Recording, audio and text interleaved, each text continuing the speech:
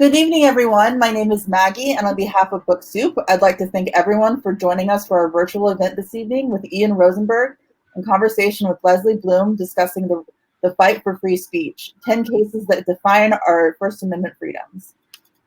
We're so excited and grateful that our bookstore can continue to bring authors and their works to our community during this time. We'll be hosting more virtual events in our near future, and you can learn about them on our website, booksoup.com, as well as our social media at BookSoup. Our next event is tomorrow, Friday, February 12th at 6 p.m. with Maisie Card discussing Ghosts, Our Family. For regular updates on upcoming events, please feel free to subscribe to our email newsletter, which you can do on our website. To submit a question during this event, please use the Ask a Question button at the bottom of the screen. If you see a question on the list that you'd like our speakers to answer, please click on the like button. We will try to answer as many questions as time will allow. Please do not use the sidebar chat to ask a question. Also, support our bookstore and our authors and purchase a copy of tonight's featured books. To purchase a copy of Ian's book, just click on the green purchase button. Just click on the green purchase button on the bottom of the screen that reads "The Fight for Free Speech." To purchase Lesley's book, Fallout, please click on the link provided at the top of the side chat. The links will redirect you to our website where you can continue your checkout process. We're also selling digital audiobooks and ebooks through Libro FM and Kobo for those who are interested. A little more about Ian Rosenberg.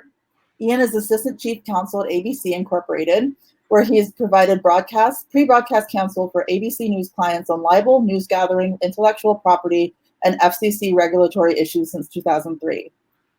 He graduated with distinction from the University of Wisconsin at Madison and magna cum laude from Cornell Law School.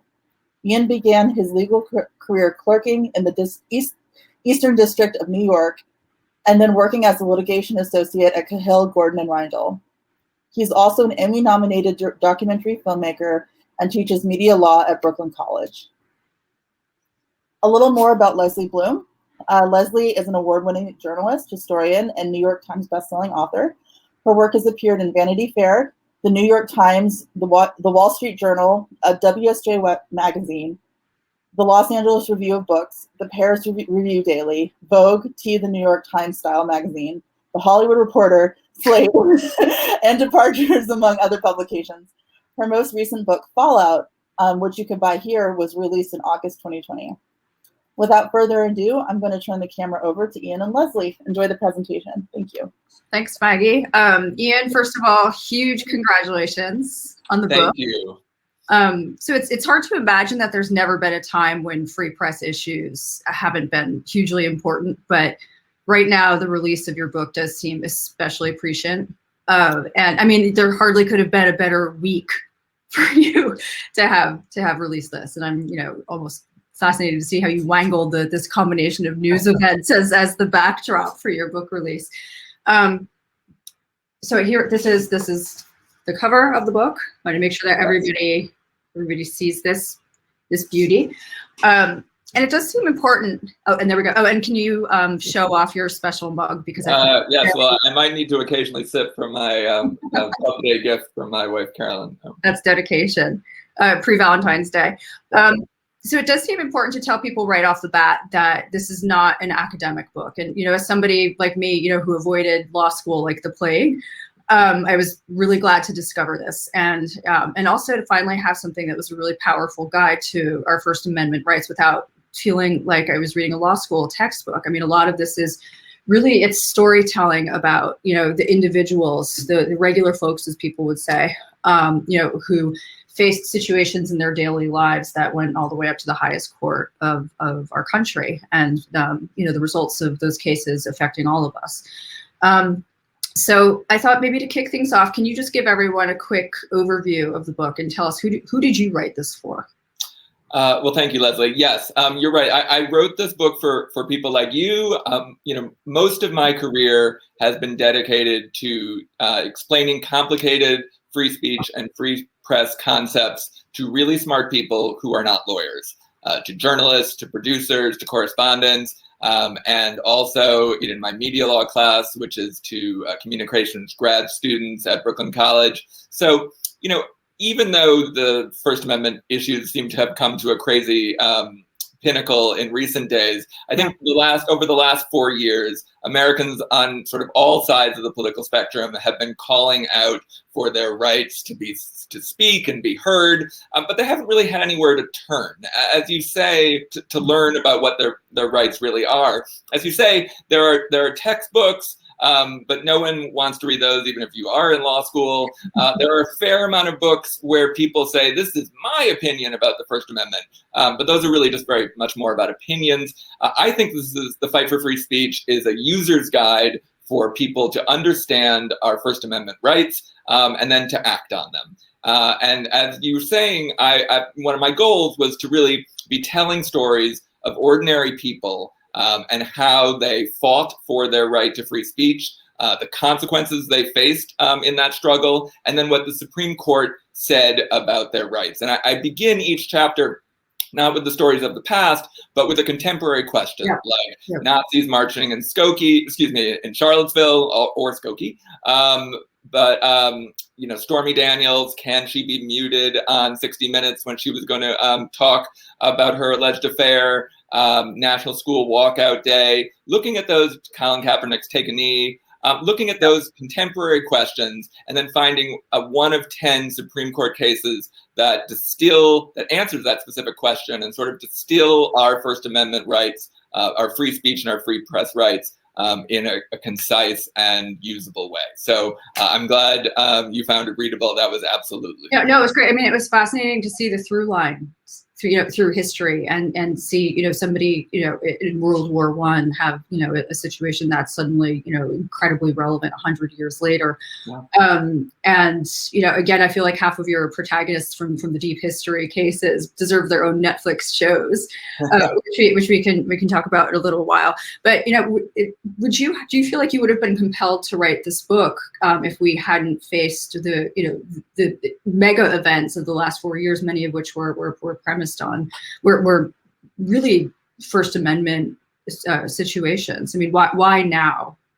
Well, yeah, I mean, it partially came out of my class that I which I've been teaching for about the last 5 years, and I realized that there wasn't the right book for this class. But more personally, the book has incidents about Trump, but the incident that actually triggered my really thinking about writing this book was much more personal. It was after the tragedy at Marjory Stoneman Douglas High School and the loss of lives, and then the national student walkout movement, national school walkout movement. And my kids then, ages 10 and 12, 12 and 10 then, they started asking me very serious questions about, if they participated in the walkout, would they get in trouble? Was that part of their free speech rights? What did it mean to protest? And even though I've been doing this for over 20 years, the conversations I had with them made me realize that wisdom can be condensed, but it doesn't need to be dumbed down. So that's me paraphrasing Timothy Snyder, whose book on tyranny I'm really inspired by. But I realized in having these conversations with them that you could have clear conversations where you ditch academic theory, you ditch the jargon, and you can just tell clear stories about what our rights are and sort of the meaning of America. And just out of curiosity, how did you advise your kids? Well, so what I tell them is what I explain in the book. I begin with the national school walkout and people saying, can they do that? Then I tell the story of Mary Beth Tinker, who was a middle school student, young woman in Iowa during the Vietnam War, at the beginning of Americans' involvement in the conflict, where it was still relatively popular, actually a majority popular at that time. She wore a black armband to school to protest the war and to honor the dead on both sides, which was a very controversial notion at that time. She was suspended. Her brother and another student were suspended. And their case goes all the way up to the Supreme Court. And in some beautiful language, Justice Fortas wrote that students don't shed their constitutional rights to free speech as they pass through the schoolhouse gates. Fascinating. So that's, a great statement. Okay, but then we have to, and then what I do in each chapter is I sort of explain the law and I say, okay, but what does that mean for the contemporary question of today? And what that means is that students can be punished The test that came out of Tinker is sort of a reasonable forecast of significant disruption. So in other words, administrators, they can't just worry that anything might cause a disruption, but if they have some kind of evidence that there might be a substantial disruption, that then they can restrict speech in sort of the interests of order. So, walking out of your class would certainly constitute a reasonable disruption. But what I point out is that you can't be punished more for leaving school for a protest than you could for, say, going to the mall. And there were news reports of a lot of administrators seemingly offering to have more severe punishments because, sort of pro-gun control sentiments were popular in those communities. And that would be viewpoint discrimination that would be unconstitutional. See, that's why the instruction that you give in this book is so important, because it seems almost counterintuitive that there could be a punishment involved because you would assume that free speech would allow you to get up and to walk out, whether it was a climate change protest or and so it's really important to understand the nuances in each of these situations.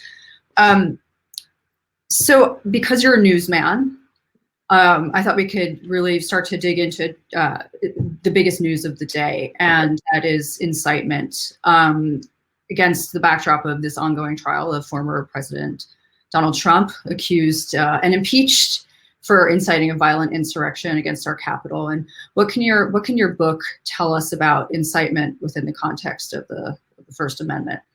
Well, I never thought that chapter 1 of my book, which begins for me with the contemporary issue of the Women's March and Madonna saying, somewhat in jest when she was speaking to the crowds, that she had thought about blowing up the White House. And she goes on to say, but I realized that love is more important than hate. But there were people on Fox and others, Newt Gingrich, I think, who had said, that she should be arrested for that. And so I say, well, the woman who created the ability for Madonna to feel that she could criticize the government and even to arguably advocate for illegal action, to arguably engage in incitement, that the woman that Madonna had to thank was an unsung heroine. This is somebody you and I have talked about would make a great Netflix biopic, named Molly Steimer. And she was an immigrant fleeing Russian pogroms, anti-Semitic violence, and came to this country at 16 and became an immigrant, became a seamstress on the Lower East Side, right where I am today, and became very radicalized by her very hard life of supporting her parents and her family, and became an anarchist, put out these with some fellow conspirators or compatriots, depending how you look at it,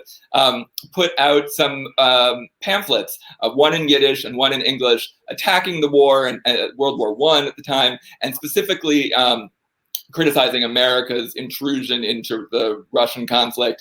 She and others believe that it was just about thwarting the Russian Revolution. So that was illegal at the time. Criticizing the government was a violation of the Espionage and Sedition Acts. She was arrested, jailed, convicted, and her case goes up to the Supreme Court.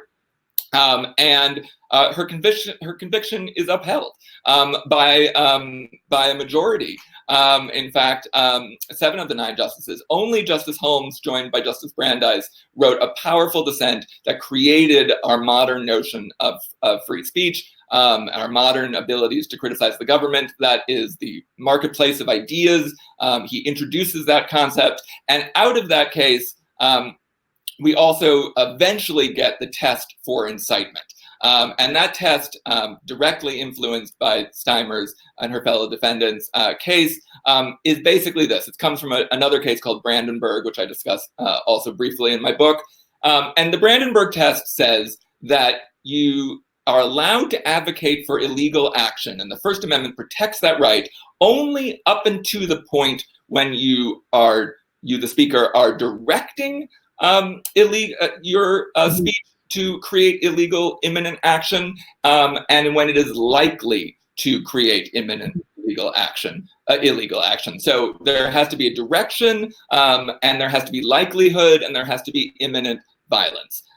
So in the Trump scenario, we do have, we don't have to worry about likelihood. We know that there was imminent violence that followed. The direction concept or directed concept is a little bit closer, but I think if you take Trump's words in their totality, it's clear from not just that day, but from the past, it's clear what he was speaking to that crowd. And so I think he would not have a First Amendment defense, even to a criminal charge of incitement. However, I also want to point out that because Trump's lawyers have been trying to use the First Amendment as a defense for their impeachment trial, I just want to take a minute to point out how ludicrous that notion is. First of all, I know you know, but we need to remember that impeachment involves high crimes and misdemeanors. That is broader and does not need to be limited to criminal actions. Incitement, or the First Amendment defense to incitement, would only apply to a criminal action. So it's not relevant there. Two, the government won't be restricting Trump's speech even if he is impeached. There are no speech-related punishments. He will lose his pension. He won't be able to run for office, but he'll still have the right to speak. And three, it's just one of the big points I think that I hope becomes clear from my book is that freedom of speech does not mean freedom from accountability. We have a right to say things, but almost all of the free speech pioneers that I talk about in my book suffered really severe consequences from their speech protests, even when they won their right. So on a host of levels, I think that there is no First Amendment defense, valid First Amendment defense to Trump's impeachment. And you really can learn about it through the story of Molly Scheimer in chapter 1 of The Fight for Free Speech. I feel like a lot of the reporting surrounding the issue of incitement in Trump's case has made the point that getting proving that somebody has actually incited a group to violence, the connectivity is hard to prove in court. Harder to prove in court than, for instance, in the impeachment arena that we're seeing today. I mean, it seems anti-commonsensical to me. I mean, where you can, and so I'm just wondering. I mean, is this true? Why is it so hard to prove the connection between the words and the actions that they very obviously elicited? For instance, in this case. Yep. Well, you're absolutely right. It is a very, very speech protective standard. And in fact, it feels like the kind of thing in a law school hypothetical that you would sort of never get to a place where incitement actually happens. However, I think that this is such an unbelievably unique set of circumstances. I think this is one of the cases that even though this is such a speech protective standard that Trump still went too far. But I will say some people are then saying like, well, we should make the standard less speech protective, but I want to sort of contemporary introductions to each chapter where I talk about the historical right, is because I want people to be thinking about all these rights with protagonists that they agree with, and then flipping it sometimes with protagonists that they don't agree with. So we know that Black Lives Matter, during the Black Lives Matter protests, that there were Black Lives Matter advocates who, in my opinion, were inappropriately charged with incitement, and some of them ultimately prevailed. But we don't want vague, sentiments, vague statements like, whose streets are streets, or no peace, no justice, to say like, oh, they're inciting violence and we can now restrict their speech. So it's good that our incitement test is very speech protective, in my opinion. But I think actually these circumstances show that it's not an impossible test to meet, and that had this been a criminal trial, that he would be on the losing side. So I could talk to you about this issue for hours, and we'll continue to do so separately, but because we only have a few, not long. There was another story in today's New York Times that we discussed, well, actually rather an opinion piece by Nick Kristof, and in which he was deliberating whether or not Fox News could be prosecuted for spreading disinformation that led to violence, and also had a catastrophic effect in terms of combating COVID over the past 11 months. And I'm wondering if you care to comment, and what instruction can your book give us on this point? Yeah, well, so, I think this ties into the marketplace of ideas, but it also talks about what I talk about in another chapter with our current libel standards. So, Trump talked about how, the media can lie and get away with it. and that's just not true. I mean, I work for the mainstream media, so I'm not objective, but I do know firsthand how responsible the media, most of the mainstream media is, and how hard they try to get things right. But the story I tell of the civil rights defendants, who took out an ad in the New York Times supporting Dr. King, were sued by a Southern official who didn't care about his reputation because he was a rabid segregationist and racist, but just wanted to bankrupt the Times and to stop their coverage. So we get to this libel standard where the actual malice standard, which is very misunderstood, and I try and explain it, that the media can make small mistakes in criticizing public figures and not be found responsible for libel. However, they are not allowed to repeat knowing falsehoods or engage in a reckless disregard to the truth.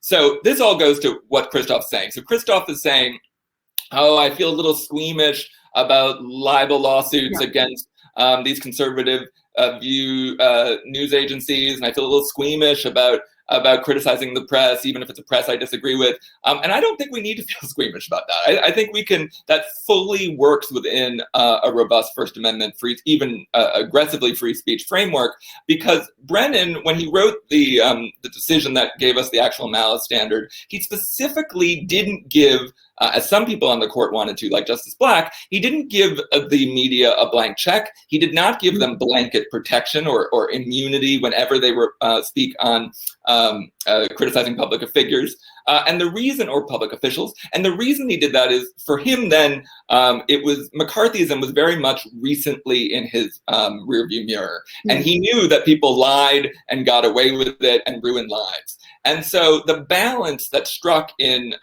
New York Times versus Sullivan and our actual malice standard, I think, is an appropriate one. And what it means is that when the media, does get it so wrong and they repeat absolute falsehoods, that they should be held accountable. Similarly, it does seem, though, that they're being very that standard is being very unevenly applied, especially in the case of something like Fox News. I mean, you're seeing, some backtracking, among their anchors, when it comes to information about or spreading disinformation about Dominion voting machines because they're having the pantsuit off them at the moment. But there are so many other falsehoods that have been reported over the over the last year and 4 years really, and continue to be reported. So what does it take to do just continuous lawsuits need to be brought in against each separate instance of disinformation, or how does that? Well, I mean, I think the voting cases, the voting machine cases, and the voting software cases are so extreme and so reputationally damaging to the companies that you have a sort of a perfectly ripe libel lawsuit right there. But the other thing that I hope my book makes clear is that libel is only for suing about false statements of fact, not opinions. So much of what we see on Fox and to a lesser extent on MSNBC or other more liberal organizations is opinion journalism. And just because that opinion journalism might be outrageous and might even be quite dangerous, as you point out, in terms of communication about COVID, you can't sue for libel over opinion. And so that, I think, is why so much of the misinformation gets protected, because it's opinion journalism. Got it. So I'm going to move you on to yet another huge free speech issue that has rolled out in recent weeks, and that has, the big one, the suspension of Trump's Twitter account. Yeah. Obviously, there's been a lot of braying about how this is a violation of his free speech rights and so on. And so, what does your book tell us about this issue? One of the things I've been saying is that my dad was an economist, and he talked about how Truman always wanted a one-handed economist, because the economists always said, on the one hand this, and on the other hand that. So I'm going to be a one-handed lawyer, media lawyer, and tell you that is just absolutely false. There's absolutely no First Amendment violation for any of the Twitter deplatforming of Trump or any other social media company, and let me explain why for a minute. So as we were discussing, my book moves chronologically through these Supreme Court cases, and the last case I discussed in my book is a case called Packingham, and it is the court's really only and most recent significant discussion of social media speech, and that didn't happen until 2017. So we get pretty recent. And in that case, the court talks about how a sex offender who in North Carolina, there was a law that prohibited sex offenders from having any access to social media. This guy wrote on Facebook about winning a parking ticket violation. This very aggressive police officer found him and had him arrested for violating that law. The case goes up to the Supreme Court, and Justice Roberts, who views himself as a First Amendment champion, we can talk about whether that is true or not, but he sees himself as a stalwart champion of the First Amendment, and he says, Roberts says he's a champion. This case is actually Justice Kennedy.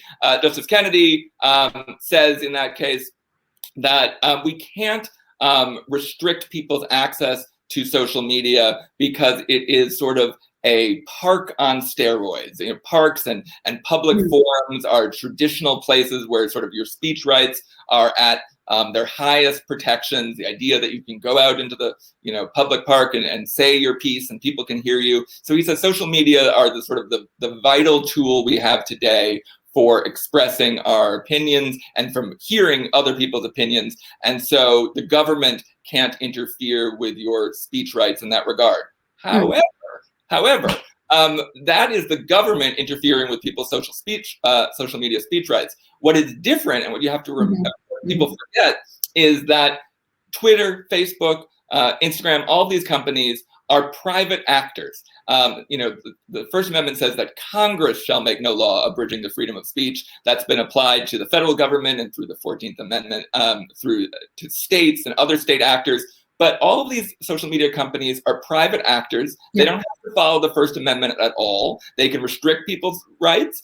They can deplatform even the President of the United States. They can refuse to take ads. They can edit those people's speech. And that, therefore, there is no First Amendment violation. No court will find them to be violating the First Amendment. So when Josh Hawley says that, Senator Hawley from Missouri, who supportive of the lie that Trump won the election, when Simon & Schuster dropped him his book because of his association with the insurrectionists, he claimed that that there was some First Amendment violation here, which is just also totally false. And he clerked for Roberts, Chief Justice Roberts, so he absolutely knows that he's just misleading the American public there. But this is all just to say that these are private actors. They can do what they want. That doesn't have to be the end of the story. We can still advocate for change with social media companies, and there's certainly lots of problems with social media speech online. But I just argue and explain why the court believes in my book that the First Amendment is not the tool to do that. Very interesting. Thank you for clarifying that, and also very happy that my publisher Simon & Schuster decided to move on from the Hawley project. Okay, so because I always say that. Sorry, I was going to say, and I always say that Josh Hawley, thinks that freedom of speech means freedom of reach. You have no right to be published by Simon & Schuster, and I usually joke that my book's not being published by Simon & Schuster, but I'm glad yours was. Thank you. I think they did a gorgeous job with your book. It's tactile, beautiful, perfectly edited. So because we have yet more breaking news that tease up your book. This past week just seems to be conspiring to promote the fight for free speech. Yesterday, Larry Flynn died. Yeah. And he makes a colorful appearance in your book also as an unlikely First Amendment protagonist. And can you talk us through his case and its implications today? Yeah, so I think it's the most titanic battle I describe in my book. So I begin with Trump attacking Saturday Night Live and going so far as to seek vengeance against them and retribution, and saying, how can people, mercilessly attack him and get away with it? And the answer to that question comes from the battle between Larry Flynt and Jerry Falwell, as popularized in the movie The People versus Larry Flynt, which has a little bit about the battle, but it does a good job in that section. So I tell in much more detail the very colorful fight between them. Flynn's Hustler had published a parody ad. At the time, in the 80s, there were these Campari ads that said everyone, remembers their first time, and then they had celebrities like Jill St. John and Tony Roberts talking about their first time, which is actually their first time drinking Campari, but it sounds like they're talking about their first time having sex. And so Hustler did a fake ad in the style of a Campari ad, saying Campari on it with his beatific photo of Falwell, saying that his first time was with his mother in an outhouse. And that's the tame part of what they say in the ad. So he sues for intentional infliction of emotional distress, wins at the trial level. The case goes to the Supreme Court, and actually media companies did not really seek to line up with Flint at the time, for good reason, as Gloria Steinem points out, and I raise in my book. We don't have to be thankful for Flint, embodying First Amendment values any more than we have to be thankful for Nazis who might be protected by the First Amendment. So, both he... Yeah, so I mean, it's a very problematic figure, if extremely colorful one.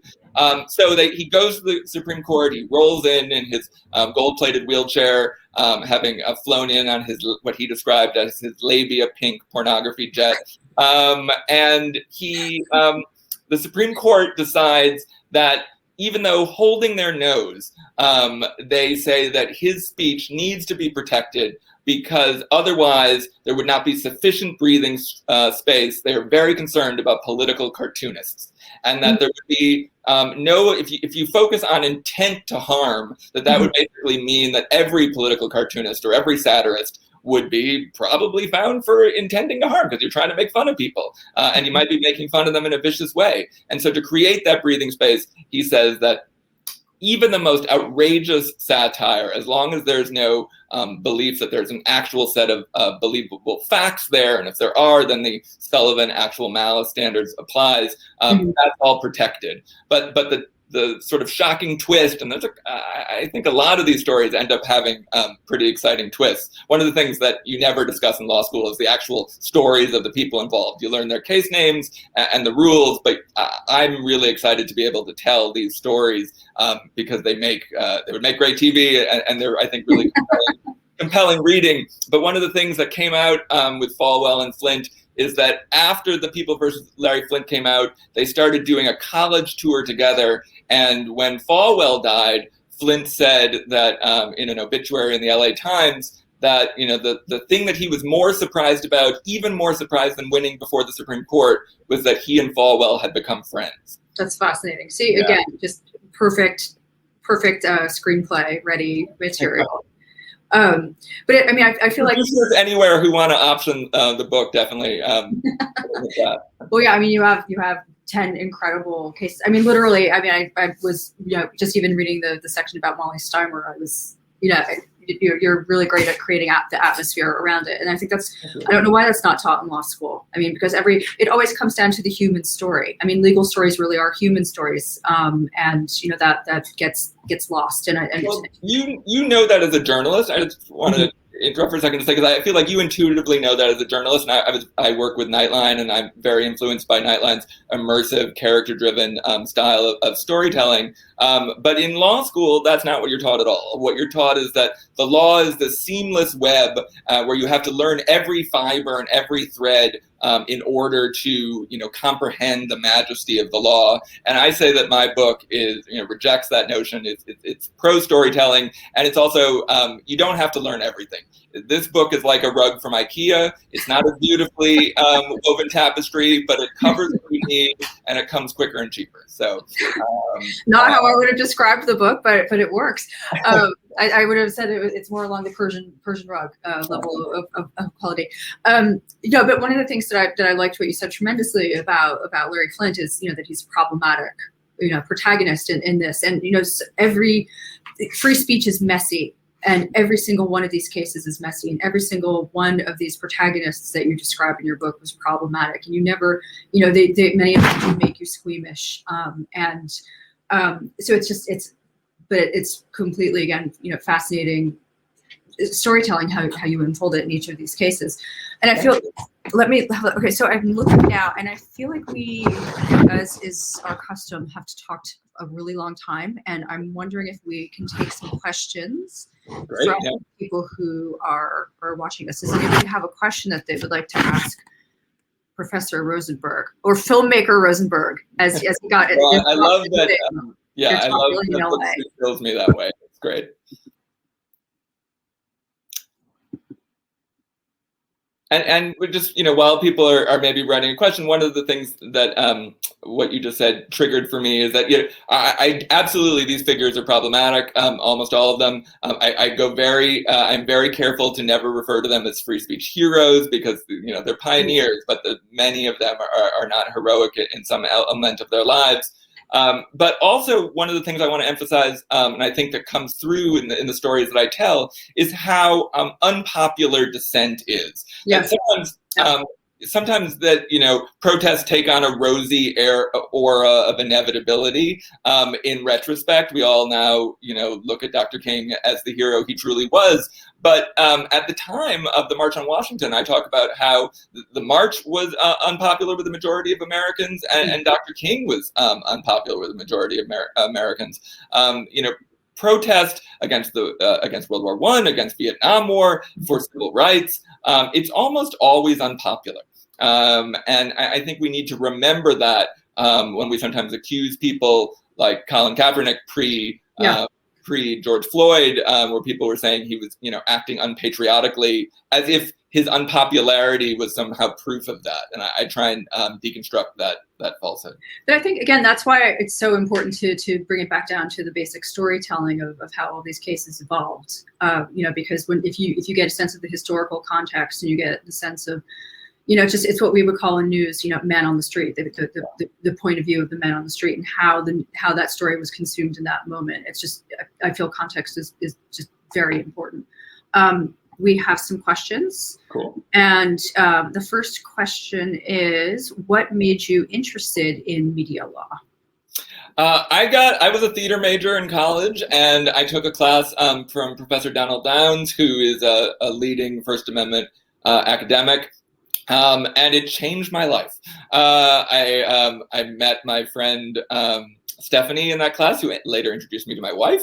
I applied to law school at the same time I applied to theater school, and I chose to go to theater school. I chose to go to law school, and I knew that I wanted to do something with speech. I didn't really exactly know what a media lawyer was, but one of the things I really respect about the First Amendment as a career is that for me, it's enabled me to work for groups of people that I firmly believe in. I'm so proud to be able to work with ABC News and to defend the press, literally as part of my job, and also as one of the maxims out of this book. And now we have another question from a very smart lady, Miss Caroline Lasco, who I think you might be familiar with. Yeah. What do you think the next big decision on the First Amendment will be? There's a big case coming up in student speech rights. And I spoke briefly about Tinker and what we now know about the right for student speech. There's a very interesting case that involves Snapchat. A high school student did not make the varsity cheerleading team. Yeah. She was out with her friends on the weekend, and she Snapchatted to her friends a message that said something like "F the cheerleading team, F everything." Even though we're not monitored by the FCC here, I'll still feel right. Very courteous. And she was suspended. And the question goes, not only are student speech rights, should they be protected in the schools? This case, for the first time, would give, if the Supreme Court, she was suspended, the circuit court upheld her right to speak, overturned the school suspension, but now the Supreme Court has taken this case, which is very disturbing and worrisome to me, because it seems that they're setting it up to say that school administrators not only can police speech at the school, but nonviolent speech with no reasonable threat of disruption outside of the classroom, not during the school day, is somehow something that the court wants to address. So I think one of the— Are you particularly concerned because of the extremely conservative temperament that the court has taken on in the last? Not exactly. I'm more concerned because the decision from the circuit court seems so clear and right and consistent with Twitter, that usually when they take on a case like that, it's because they want to change something or they want to limit it.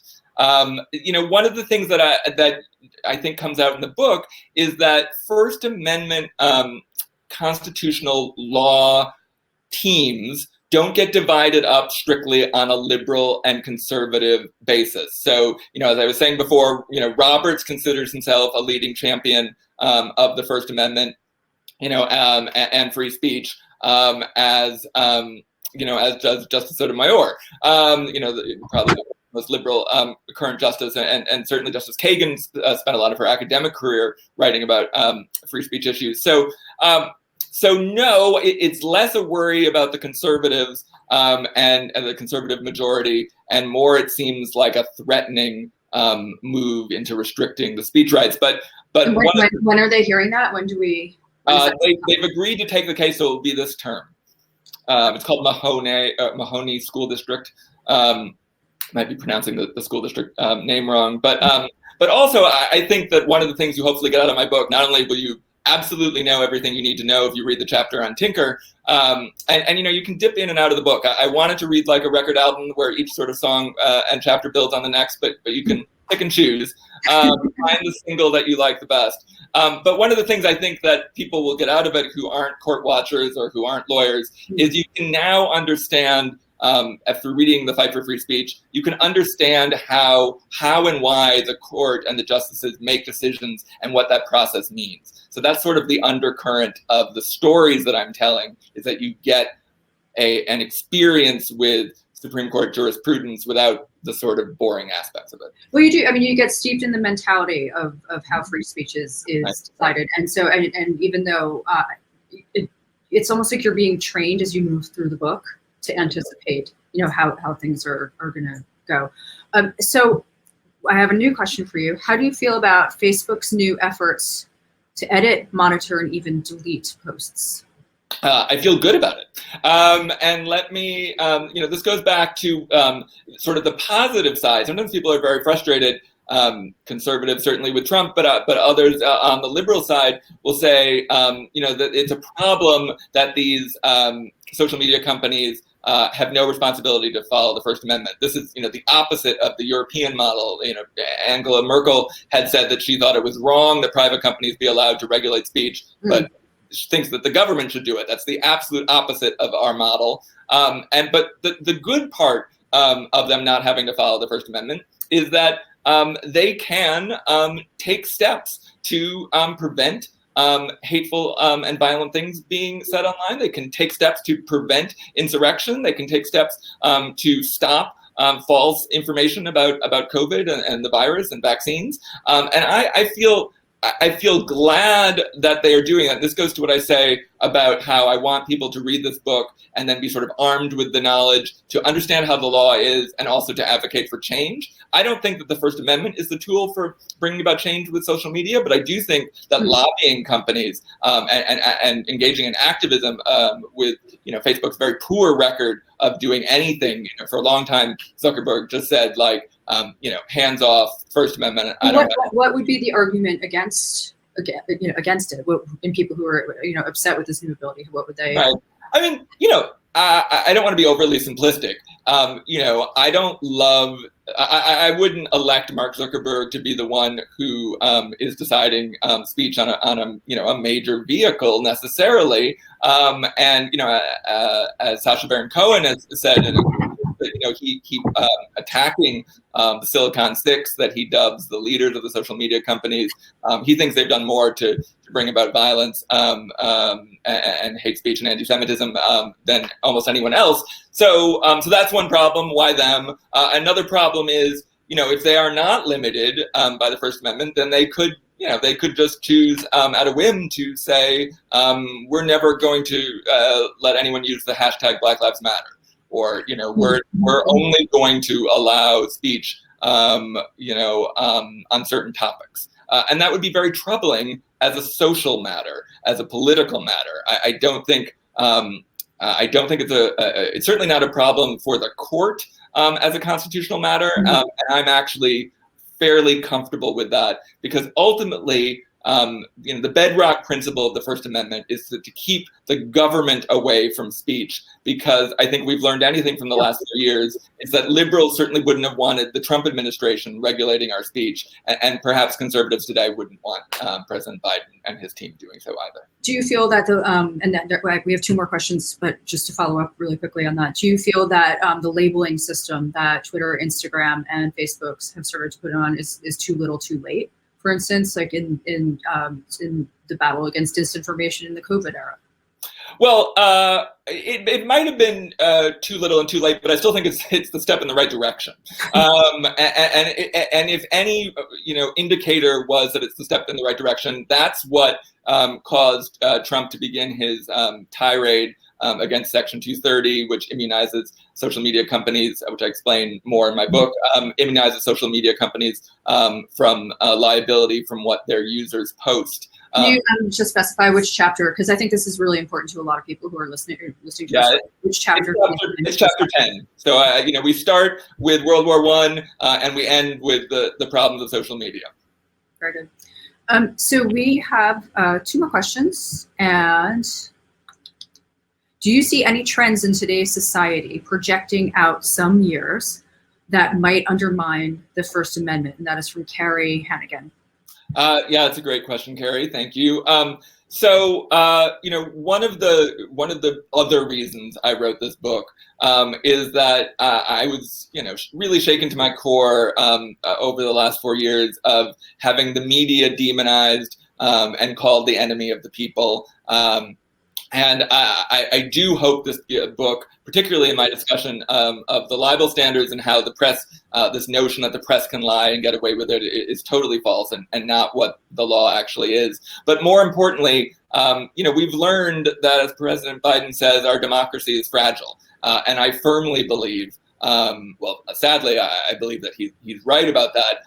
But I also firmly believe that there are 2 things that we can do that everyone can do to sort of help shore up our democracy. One of them that I know you will agree with, Lesley, is that we need to defend the press, and that the press is really our ally, no matter what side of the political equation you're on, in protecting our democracy. And the second point is that even though I talk about Supreme Court cases because they're the clearest way to distill very complicated concepts and to answer questions with sort of a chapter, most free speech activity does not reach the Supreme Court. It happens every day in our classrooms, in our schools, in our mosques, in our synagogues, and at community board meetings. And I want people to read the Fight for Free Speech and feel that they have the tools they need and the knowledge they need to advocate for free speech as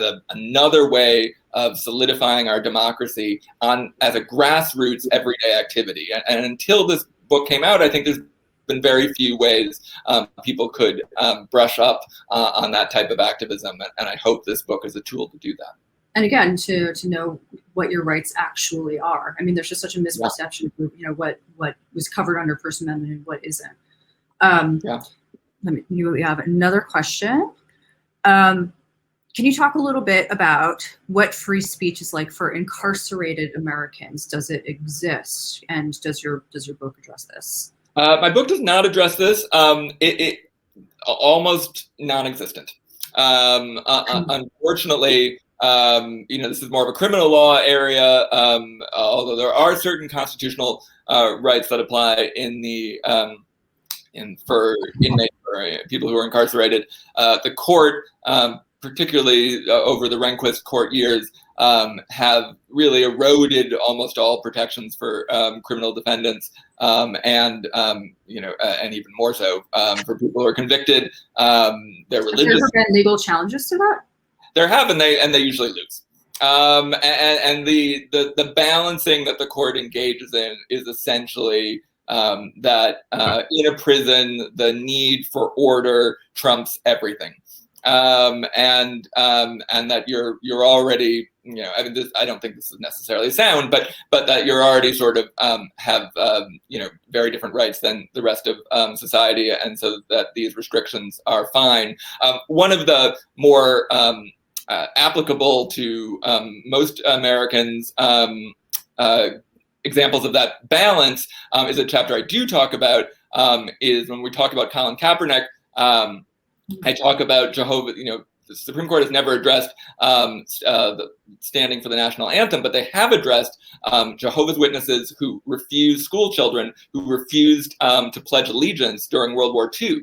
And there are two cases I talk about, one called Go Bidas and one called Barnett, where two different groups of Jehovah's Witness school children each sought the right to not speak. And at first, the court, with an opinion by Justice Frankfurter, says that sort of order and unity is more important than personal expression of views, and that leads to so much horrific violence against Jehovah's Witnesses that 3 years later, remarkable turnaround. Justice Jackson writes a new decision that overturns that past decision and says that there is a right not to speak. That the government can't compel you to express a message that you don't believe in, and that he says that sort of unanimity of opinion is an anathema in our constitutional government, and that in fact, that when you sort of compel people to do things, all that leads is to the compulsion of the graveyard. So it's a very different take on the balance between order and liberty. But in the prison context, it's all about order. And we'll relate that also back to Colin Kaepernick and what that says about the legal. Oh, right. So I start with Colin Kaepernick. We tell the stories of the Pledge of Allegiance. There is this right not to speak. But then I do make clear that with private employers, the NFL was the employer of Kaepernick. Like social media companies, they do not have to follow the First Amendment. However, so they were within their legal rights, not necessarily the collusion, but they were within their legal rights to restrict their employees' speech. However, there's two reasons why that shouldn't be the end of the story that I describe in the book. Quickly, one is because we're talking about free speech values, not just what is legally permissible. But two, there's a very practical consequence for student athletes, because if you're at a public university or a public high school or an elementary school, those are considered state actors. And those students who might choose to take a knee or to protest in some other way, their rights are squarely protected by the Barnett children who fought for their right to not speak, during World War II. Super interesting. Thank you. All right, we only have 5 minutes left, astonishingly. And if we don't have any other questions, then I would like to wrap up our discussion with something that I know is very dear to your heart, Mandalorian. Yes. And, there's been some news over the last 24 hours, Miss Gina Carano. Tell us what's happening and what the issue is. Well, I'm a huge Mandalorian fan and Star Wars fan in all aspects of my life. But this actress is in The Mandalorian. She's a sort of a lead supporting part, and she's had some anti-Semitic posts. She's had some problematic posts of many kinds, but she had a very anti-Semitic post comparing sort of the treatment. Do you remember the phrasing of it? Can you give us an example of something? Well, I can't remember the exact phrasing, but she basically compares the way Republicans are treated today to the way Jews were treated during Kristallnacht,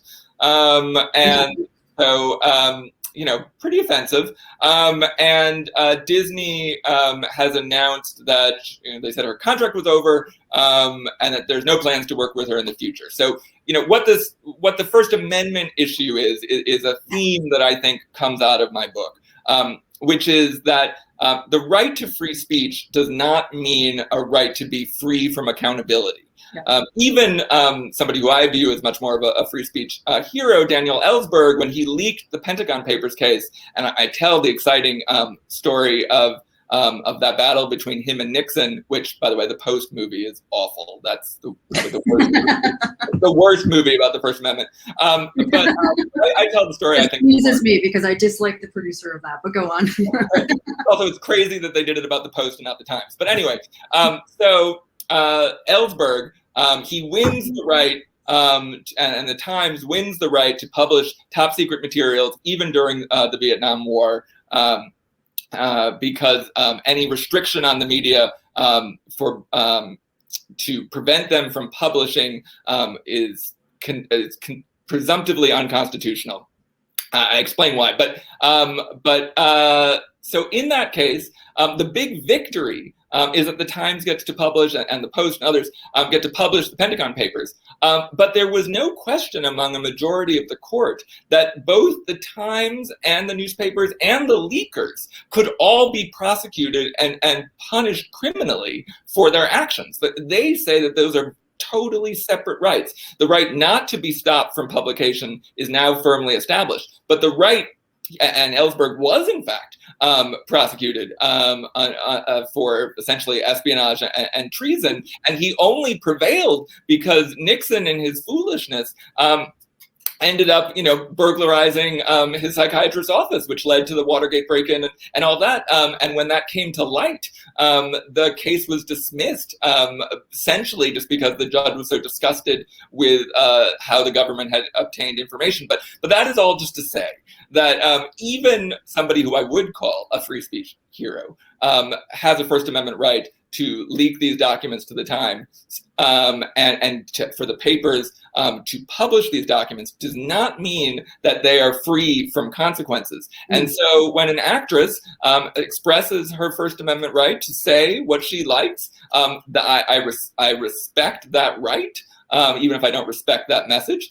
But also, this is the marketplace of ideas. People that I talk about in chapter 1 of my book. People say things and then people react. If you're saying something awful in the market and everyone hates it, you move to another stall and you don't shop at that stall anymore, to use it in a little literal way. So I find no problem. There's all this talk of cancel culture, and I do not feel that this is an example of that. I think this is an example of a robust exchange of ideas. She put forward her ideas, and then other people in Hollywood don't want to hear those. And so she's not going to be on the best show on streaming. Besides your favorite, Battlestar. Just to wrap up really quickly, what is your favorite 1A movie? I would say my favorite First Amendment movie is The People versus Larry Flint. But a close second is we just rewatched with our family All the President's Men, which is a really strange movie because really all of the exciting stuff sort of happens after the title card says it's over. There's that flip through at the very end. Yes, I just watched it. Yeah. That should have been the reward. You make it through the first 2 hours of the movie to get to that point, and you have. I think it's my favorite movie, but I'm going to go with The People versus Larry Flint. Very good. Also, because Courtney Love is amazing. Well, that's a wrap on our presentation. Thank you again to our guests and to all of you who tuned in this evening. We greatly appreciate everyone's time and your support of independent bookstores. To purchase a copy of Ian's book, please click on the green purchase button that reads "The Fight for Free Speech" directly below the viewer screen. To purchase Lesley's book, Fallout, please click on the link provided at the top of the chat. We're also accepting donations on our website. If you'd like regular updates on our upcoming events, make sure to follow us on Crowdcast and subscribe to our newsletter. Have a great evening and stay safe, everyone. Thank you. Thank you so much. Thank you. Thank you, Lesley. This is super fun.